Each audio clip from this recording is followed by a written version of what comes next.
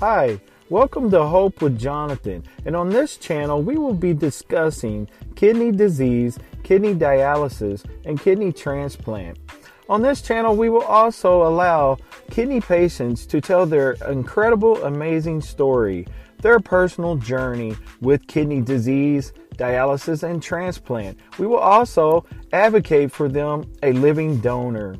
Guys, I was about 30 minutes from death, ended up being stat-flighted in a helicopter to a hospital where I ended up in the ICU and woke up on dialysis. They removed about 30 pounds of fluid. My potassium was a 9. They had to shock my heart and bring me back to life.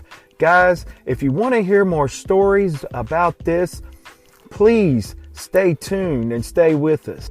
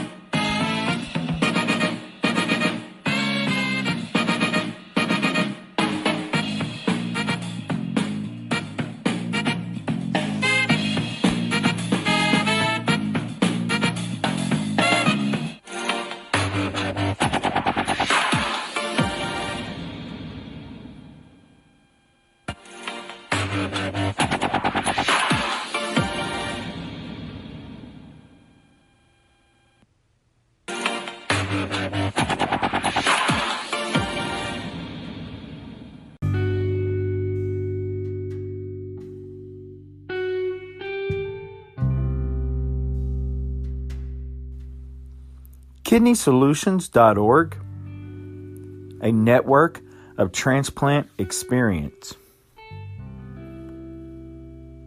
You can find us at Facebook, Instagram, and Twitter. KidneySolutions.org. Kidney transplantation is an excellent option for patients with kidney disease who want to live a life free of dialysis. Kidney Solutions is facilitated by transplant professionals, recipients, and living donors who want to assist patients in finding a living kidney donor and help them and their families through the pre- and post-transplant process. You can contact Kidney Solutions at 830-285-2140. Again, KidneySolutions.org, a network of transplant experience.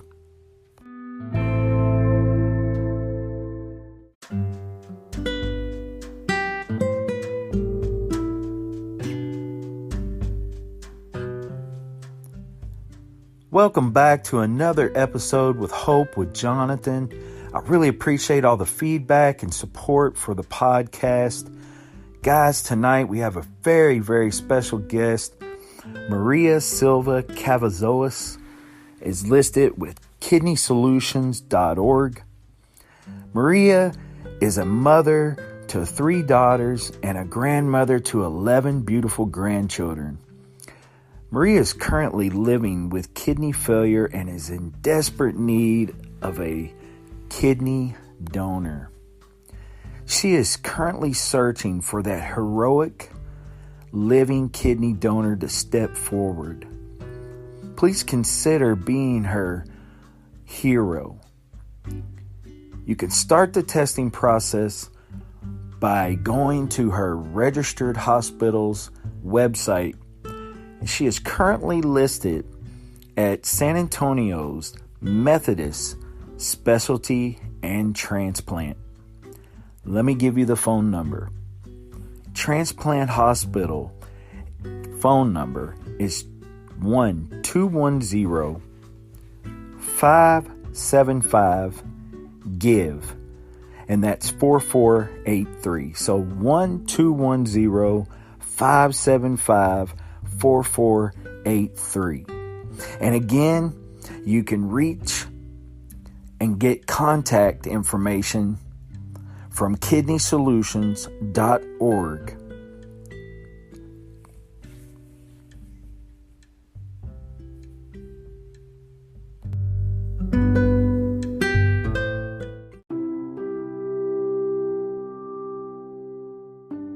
Hello, Maria. How are you? Fine, and you? I'm doing well. That's good. Thanks for doing the episode with me. I appreciate it. You're welcome. So, Thank you. oh, well, I really appreciate you doing the interview. So, Maria, how are things going how are things going for you right now? Well, they're good. I'm in PD. You're currently I don't on... have any problems, thank God. Oh, okay. And you're currently on peritoneal dialysis right now, and that's what you meant by saying you were on PD? Yes. So, speaking of that, why don't you give us a little history of your with battling kidney disease and doing peritoneal dialysis? Okay, well, actually I don't remember when I started having problems with my kidneys, but back in 1975 when I had my first daughter, I started having problems with high blood pressure. So ever since then, I've been taking high blood pressure medicines. And up to now, I have problems with my kidneys, and they did a biopsy, and it came out that it was my high blood pressure that was messing up my kidneys. Okay. So I'm in TB at home dialysis, and thank God I don't have any problems. At the beginning, it was hard because we had to go to some classes for a week. I think it was about 7 days that we had to go over there to Calallen. And then I started my 8th day here at home. So it was something new. I didn't have my nurse with me, so it was scary. But thank God, eventually with time, as the days went by, we started mastering how to do it. So we don't have any problems at the moment. Thank God. So you're on peritoneal dialysis, which is a home dialysis treatment that you're doing right now. Why don't you explain to the ones that are listening what that entails and describe the process of peritoneal dialysis? Okay, well, it's every day at home. And usually I start about 10:30 when I start doing the process so I can be connected. And it takes about an hour to do all the things that you have to do because it's a lot of washing your hands and preparing all the things which I have in here. The bags, the solution bags, my husband is the one that takes care of that because they're heavy. And then I have them here in my bedroom, and I start with a alkaline. That's a solution to disinfect the bags and the heparin bottle, and I put some drops there, and I wait for 2 minutes, and then I go wash my hands again, and I come back, and I clean the drops of the alkaline, and then I inject the heparin, and it's because I'm producing some what's the name of it? Fiber, and then I start the procedure on the machine. I turn on the machine and I put the bags in the machine, and then after that I go wash my hands again, and then I come back, and then I have to connect my bags. And then after that, I go wash my hands again. It's a lot of washing your hands. Yes. You have to be very careful. Yes. So I go wash my hands again, and then I come back, and then I connect the bags.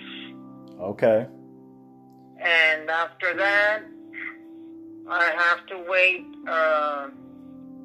I go wash my hands again.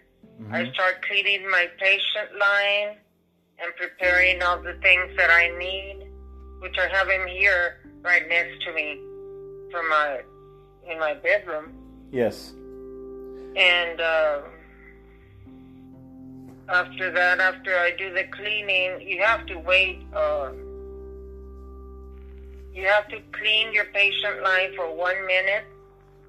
And then after that, you have to, one of the gauze, you have to do it like a taco. That's how they explain to us. And wait for a few minutes, but then I have to go wash my hands again. And then I come back, and then I'm ready to connect. But it takes about 45 to 50 minutes, maybe an hour. And then after I connect, well, I can't move because I'm here in my bedroom. Yeah. You're tied up. If I need something, I need to tell my husband to go get it, because sometimes I do forget things in the kitchen or in the living room, and he's the one that brings them over here to my bedroom. Yeah. But it takes about close to an hour to be connected. Okay. And then it's 4 treatments. It's 7 hours that I'm connected. Wow. So it's at night. I know it's at night. So I go to bed, and then in the morning, well, I have not the same procedure, but it's the same thing that I have to disconnect myself, but you have to get up, go to the restroom, wash your hands, come back, and then clean the patient line, see the readings on the machine, because you have to write down some readings. After that, I go wash my hands again, and then I come back, and then I disconnect myself. Wow. But yes, it's a lot of washing your hands. And Germix also, you have to use a Germix. So did they explain to you why you wash your hands so much while you're doing peritoneal dialysis? You have to be very careful, because you can get an infection. And after getting that infection, you're going to have problems with a patient line. Yes. And I know you try to avoid all of that, so that's how come you have to be washing your hands. So. And after I had the classes and I started the dialysis here at home. One of the times that we went after, I don't know how many weeks after, Margarita, my nurse, told me. Okay. I know she advised me again that I need to wash my hands for 2 minutes. For 2 minutes, you have to clean your hands, wash your hands, your nails, even on the nails, you have to clean them. Yeah. And then you have to be very careful with that. You have to be very clean. Sure. So, Maria, the reason why you're on peritoneal dialysis is because they diagnosed you with, they're saying that the reason why you went into kidney failure was because of your hypertension. Am I correct? Yes, correct. Okay. So you do not have type 2 diabetes as well? Yes, but the funny thing is that it's controlled. Yeah. Yeah. Well, it's controlled. I know. I don't inject myself at all. At all. It's always, I know, 120, 100, and the highest it would go like 172. Yeah. But I don't inject myself. I know. Do you take thank God. Oral medication for it? No. No? No. Just diet? Well, yes, but I'm very picky on what I eat. Yeah. And then you cannot eat a lot of things. Right. That's another thing. I know they check your blood and they'll tell you it came out high or low. You need to eat more. Or you need to eat less. And yeah. And then you're also probably following the renal diet as well. Yes. Which, you know, as you know, is like, you know, a low phosphorus, low potassium diet. They want you to, you know, watch anything with phosphorus levels and potassium levels. So, you know, you got to watch the dairy, and you have to watch cheese, and you have to watch, you know, potato chips, and, you know, all the high potassium like potatoes and tomatoes and, you know, beans, things like that. Yeah, I know. Yeah, all the good stuff, right? All the good stuff I cannot eat. Well, you know, the top two factors for kidney disease right now have been, you know, hypertension and type 2 diabetes, that it's not managed or controlled. And those are you know, some factors that really play into kidney disease and really need to be managed. If not, you know, you ultimately are at great risk for going into renal failure. And for those of you listening, you know, we've been going through a pandemic currently with the COVID-19. And what has COVID-19? How has it been? Has it been an issue while you have been on dialysis? I mean, how have you dealt with having renal failure and being on dialysis? How has that affected you with this COVID-19 pandemic? Well, the good thing is that I do the dialysis here at home. But when I go out, I try to avoid not going out. Right. Because I'm very scared to get COVID-19. So I don't go out. I'm here at home. The only time that I go out is when I have a doctor's appointment and I have to go see the doctor, which I'm trying to avoid. Yeah. Or when I have to go to DaVita, they have to draw blood. Yeah. And those are the times that I go out, but I try not to go out. I'm very scared. Yeah. I try to be very careful. I know nobody comes into my house, only my nurse and our kids. We don't see them anymore. Oh. I know it's it's hard. My grandkids, I don't see them anymore also. Yeah. We're trying to avoid all of that. Yeah. So we don't.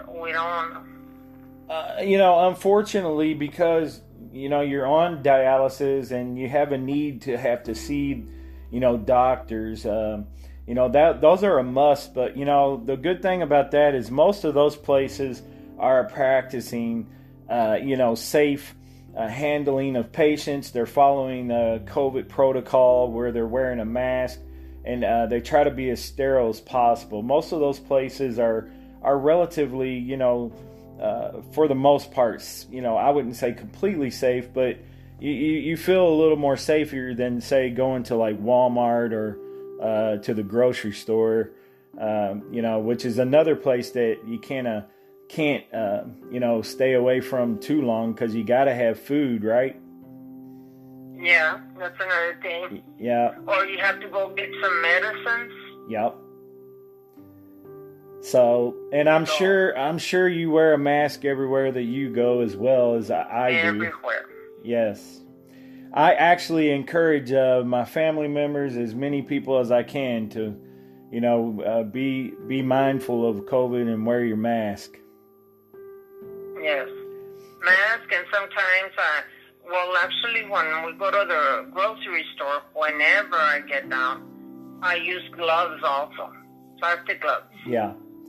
And I use a lot of hand sanitizer. I have it in the car. I have it here at the house. Yes. My wife has it in her purse. I mean, any given time I need it, I can get it. And well, let me ask you this. Now, just recent in the news, they've been talking about a COVID vaccine.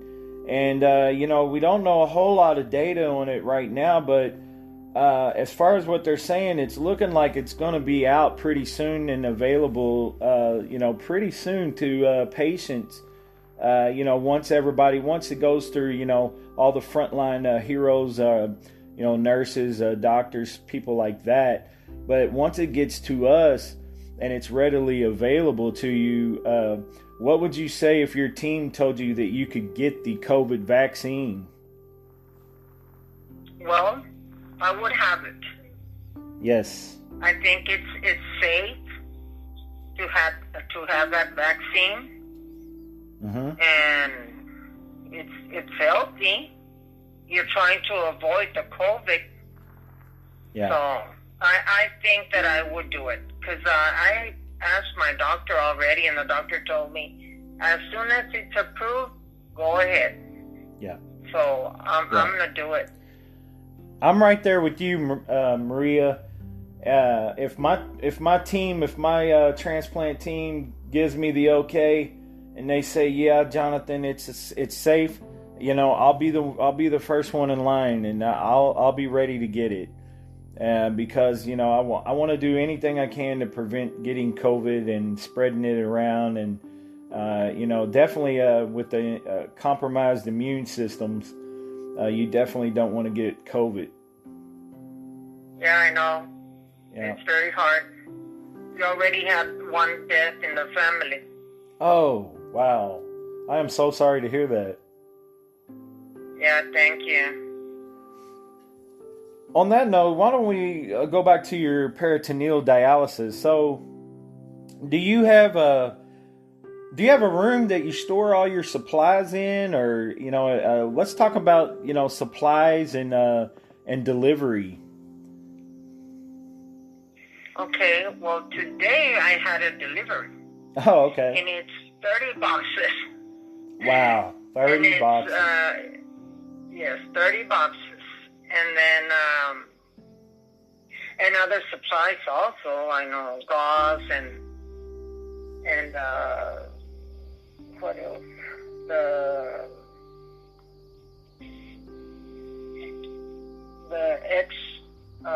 The liquid that you have to use to clean your patient line. Okay. And so there's other supplies that I get, and today was one of them. And your dialysate boxes? Excuse me? Your dialysate boxes as well? Yes. Mm-hmm. And, that room is packed with supplies. Okay. I know. Thank God that in a way our kids don't stay here. Uh-huh. Because I don't know where I would put all those boxes. Right. And Maria, you've talked about you've mentioned your husband and you have children. So how long have you been married and how many children do you have? Well, the thing is that I was divorced. Oh, okay. And my husband was a widow. Oh, okay. So he has 2 kids. Okay. A boy and a girl. Okay. And then I have 3 girls. So there are 5 in total. Oh, wow. But they're all married already. Okay. So they have their own house and they don't live here in Haverhill from where we live. Okay. So that's how come we have space in those bedrooms. Yeah. To put all the supplies. But that room, like I tell you, today was a delivery day. Uh-huh. And it's packed. Right.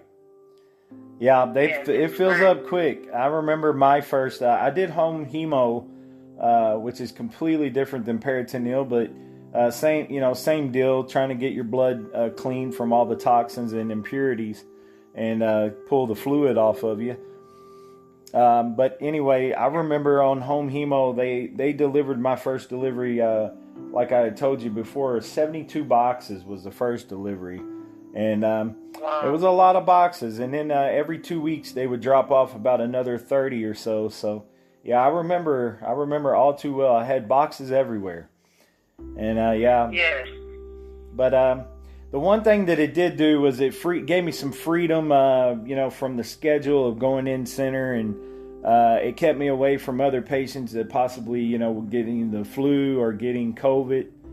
Kept me safe from that, and that's the main thing is I could do dialysis on my time versus having to be stuck on a schedule. Yes, I know. Because if you have to go to the Vita, well, you have to go Monday, Wednesday, and Friday, Mm-hmm. and it's kind of hectic. I know, driving over there, the gas. I know, the time consuming. Yeah. If you have to eat over there, Yeah. so it's hard. Yeah. I felt that it was easier the other way. I know, here at home, and it is because I don't go out, especially right now with this COVID. I know I try to prevent going out, so Right. it helps. So, Maria, you'd mentioned that your children had gotten married. How many grandchildren do you have? We have 11 in total. Oh, wow. 11. 11. So I bet you really enjoy them and enjoy your time with them. Yeah, I know. And now I miss them a lot. Yeah. Yeah, because we're trying to stay safe with COVID, so you haven't been able to spend much time. But do you do maybe video chats or anything like that with them? Yes, FaceTime. That's what I do. Okay. That's a great way to be able to communicate while being basically locked down and staying safe from COVID. So that's a great way to be able to communicate with people. Thank God for technology. Ain't that the truth? Ain't that the truth? Yes.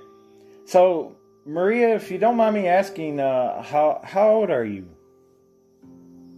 I'm 65, almost 66.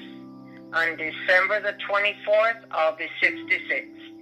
All right. Well, happy early birthday to you.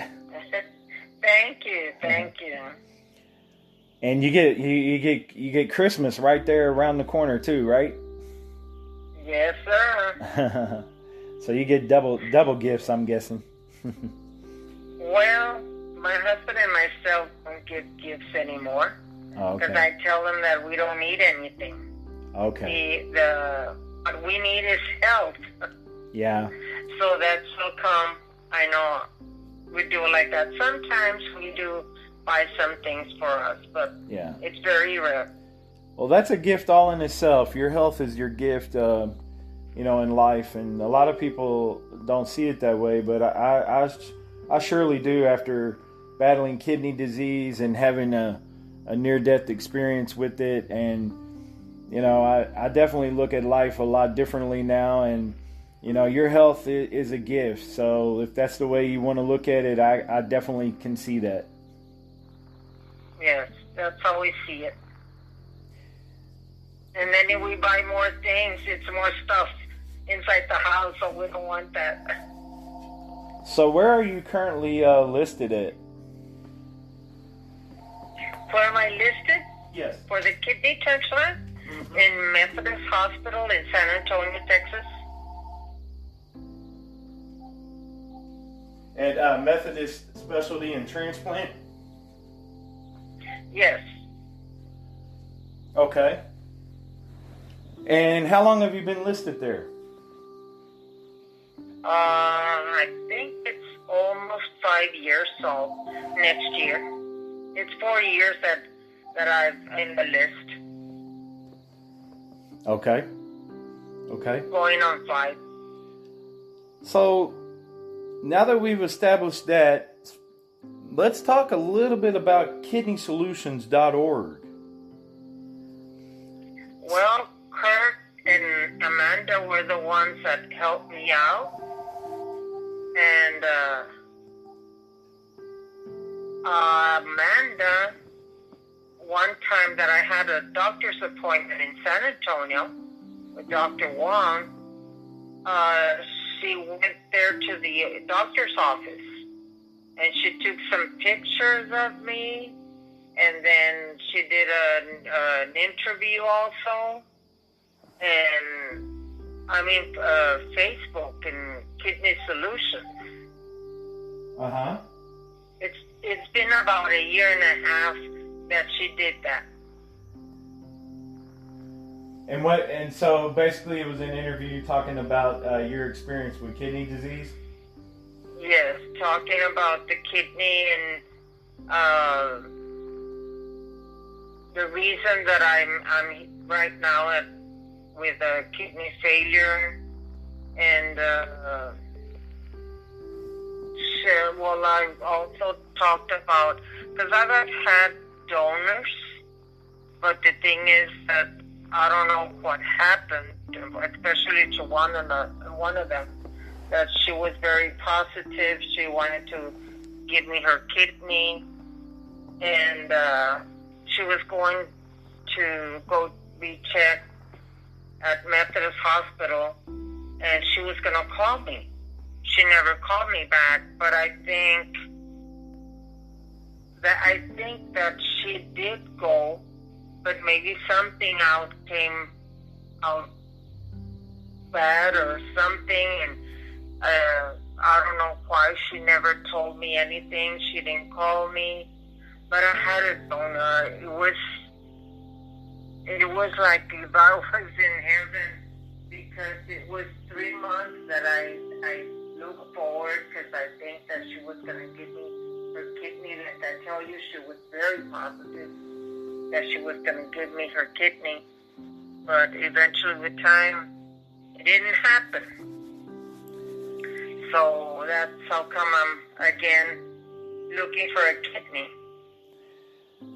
So, Maria, sometimes that happens where someone will test or come forward to want to be your donor, and then what happens is they either find out that something medically was wrong with them as well, through the, because the testing that they do is pretty in depth, right? And so they really try to determine a lot of different factors, and they just don't want to they don't want to put the patient that's going to donate a kidney at risk, for their health as well. So what they want to do is they put them through some testing, and if it comes back, that they have some sort of health issue that won't be safe for them to be a donor, then they'll remove them from the list.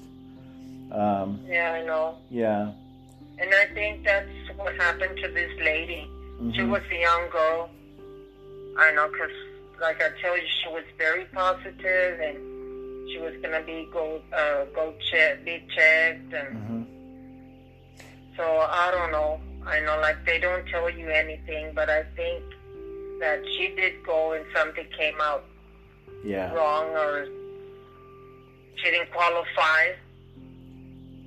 So when that happens, it is, disheartening, and it can, put you in a mood that, you feel really, kind of down and depressed. But the way you have to kind of look at it is, and I even experienced this as well. I mean, I had a girl back out on me that just never contacted again after she came forth and said that she wanted to be my donor, but she backed out on me, and it was it was hurtful, and my feelings were kind of hurt at first, but I had to realize that God has a person for me, and the right kidney, and I had to push it aside and just continue to have hope and believe that the right person and at the right time that it was going to happen. And that's kind of the mindset that you kind of have is to believe that it's going to happen at the right time, and you'll receive the right kidney donor in God's timing. Yes, I know that God has something special, somebody that that person is going to donate the kidney that I need so badly. Yes. So, Maria, let's talk a little bit about Kent Bressler. How did you meet Kent Bressler? How did I meet him? I think he called me. Okay. Because Dr. Wong was the one that mentioned him. Okay. And then when that I was going to receive a call from Kent or Amanda, and Kent was the one that called me, and that's how come I met him by phone only, because I haven't met him personally. Amanda is the one that I did meet. Yeah. But I talked to Kent on the phone whenever I need to talk to him or something, or he needs to talk to me. Yeah. So, Kent Bressler is with KidneySolutions.org, and Maria is currently listed on their website. And you guys can take a look at their website. It's KidneySolutions.org. And Kent Bressler is the CEO of Kidney Solutions, and he will be the point of contact for Maria. You can definitely contact KidneySolutions.org and speak with Kent Bressler regarding Maria and her story. Maria, I really, really appreciate you coming on and doing the interview. You've been a delight to talk to. Is there any? Thank you. Is there? What was your blood type as well? I'd like to have that on here. A. Okay. So blood type A, which means that a blood type A can receive an A or an O kidney. So that gives you some options there. And then also, there's the paired exchange program where a donor can come in, and if they're not an exact match to Maria, what can happen is they can actually donate their kidney, and then in exchange for their incompatible kidney, Maria would get a kidney from someone else. But that person that would originally donate would actually donate the kidney to someone else, but because in doing so, Maria would end up receiving a kidney from that.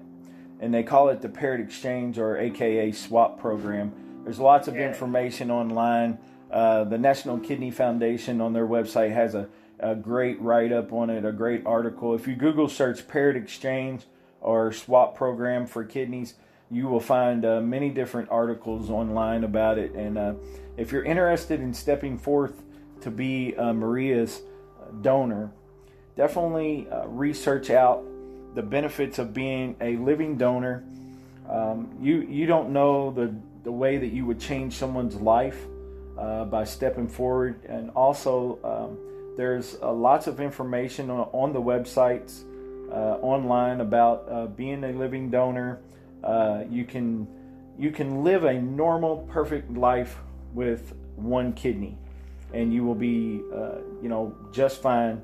You can, your body can function with one kidney, and you can live like I said, a perfectly normal life with one kidney. And that's what I'm doing right now as a transplant patient. Is I'm actually living with one kidney.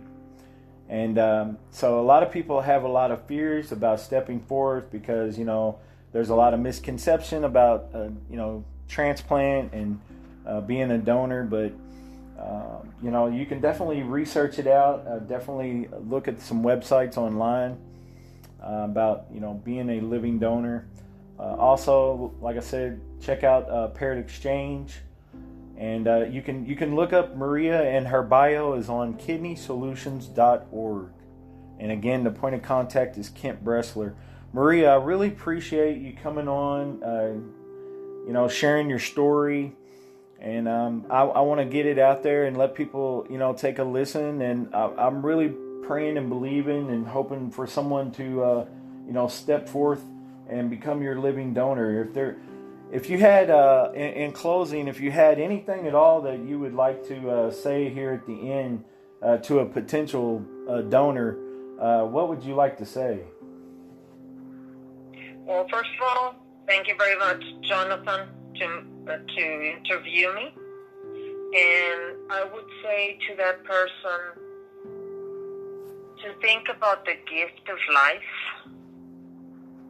that you're going to give that person that gift, that's love in first place, because you have to love life, and that person is going to give you a gift that I know no money in this world will buy a kidney. To think about that. It's going to help me out with the kidney that I need so badly. And it's going to help me out with being a normal life, having a normal life. And I would tell him that to that person, well, God bless you, and thank you very much.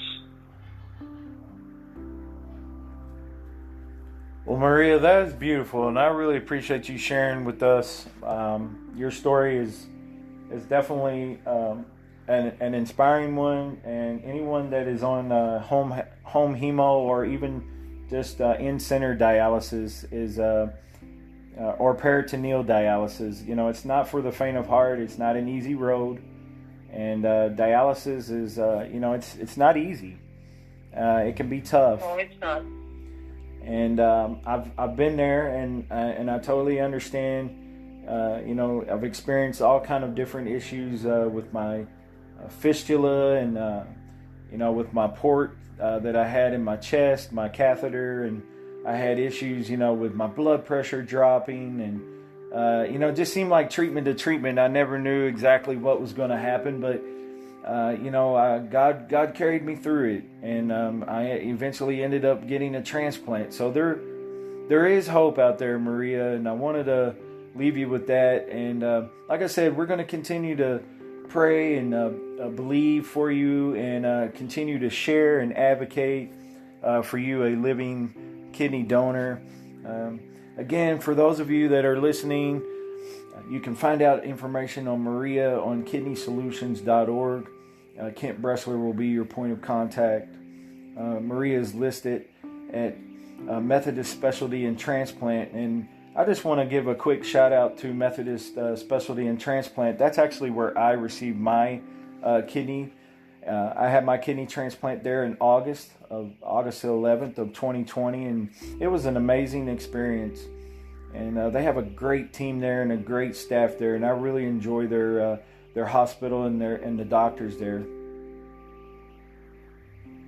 Yeah, they're very special. Yeah, they are. Well, again, guys, I appreciate everybody tuning in to Hope with Jonathan podcast. And I appreciate all the feedback, love, and support. And we're going to continue to share for Maria. And you guys take care, stay safe, and get your kidneys checked out. And God bless. God bless you too. And thank you very much, Jonathan. You're very welcome, Maria. Have a blessed day. Likewise.